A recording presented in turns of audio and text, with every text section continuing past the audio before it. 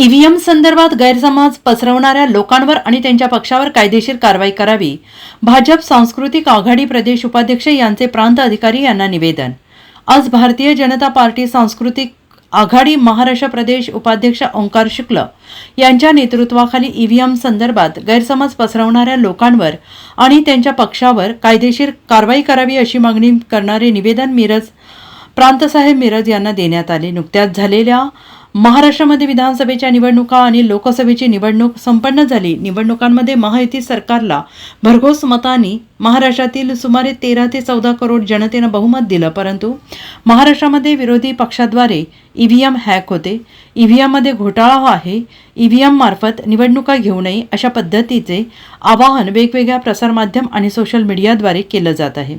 भारतीय कायद्यानुसार लोकांमध्ये गैरसमज पसरवणे, अफवा पसरवणे, संभ्रम पसरवणे हा गुन्हा आहे आणि हे माहीत असून सुद्धा राजकीय पक्ष हे जबाबदार किंवा देशाचे प्रतिनिधित्व, राज्याचे प्रतिनिधित्व, स्थानिक स्वराज्य संस्थांचे प्रतिनिधित्व करण्यासाठी प्रयत्नशील असतात. अशा संघटनांच्या किंवा अशा पक्षांच्या माध्यमातून जर असे नरेटिव्ह, अशा अफवा पसरवल्या जात असतील तर ही एक गंभीर बाब आहे. आणि तसेच देशात दर निवडणुकीच्या वेळेस नवीन मतदार, नवीन तरुण पिढी ही मतदार म्हणून मतदानाला येत असतात.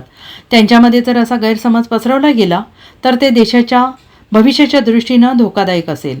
त्यामुळे याची प्रशासनाने तसेच निवडणूक आयोगानं गंभीर दखल घेऊन अशा अफवा पसरवणाऱ्या पक्षांवर, त्यांच्या कार्यकर्ते, नेते यांच्यावर योग्य ती कारवाई करावी अशी मागणी यावेळी केली आहे. यावेळी शिवसेना जिल्हा उपाध्यक्ष माधव गाडगीळ, सुनील खाडीलकर, अनघा कुलकर्णी, गणेश चौगुले, संजय चौगुले, प्राची पाठक, नम्रता साठे, सविता रावते, महेश नाईक, चैतन्य तांबोळकर, राजेंद्र काकिर्डे, गोविंद मेंढेकरी, विनायक यादव उपस्थित होते. ईव्हीएमद्वारे केल्या आणि आता विरोधी पक्ष ईव्हीएम हे खोटं आहे, हॅक होते वगैरे अपप्रचार करायला होते. ऍक्च्युली ईव्हीएम संदर्भात निवडणूक आयुक्त असू दे किंवा सुप्रीम कोर्ट असू दे, त्यांनी क्लिअरन्स दिलेला आहे. ईव्हीएम हे अतिशय पारदर्शक आहे आणि कुणीही आणि आम्हाला हॅक करून दाखवा असं आपल्याला निवडणूक आयुक्तांनी आवाहन केलेलं आहे. तरी पण हा गैरसमज राजकीय पक्ष पसरवतात हे सगळ्यात मोठं गंभीर आहे. आणि असा गैरसमज किंवा अफवा किंवा नरेटिव्ह खोटे पसरवणे हे कायद्यानुसार, भारतीय कायद्यानुसार हा गुन्हा आहे आणि अशा लोकांच्यावर कायदेशीर गुन्हे नोंदवावेत अशा पद्धतीची आमची मागणी आहे. त्यांच्यावरती व्यवस्थित कारवाई व्हावी, त्यांना समज दिली जावी आणि अशा पद्धतीचे जर मुद्दाम जर लक्ष करत असेल तर त्याची मान्यता काढून घेतली पाहिजे. कारण निवडणुकीसारखा मोठी गोष्ट आहे.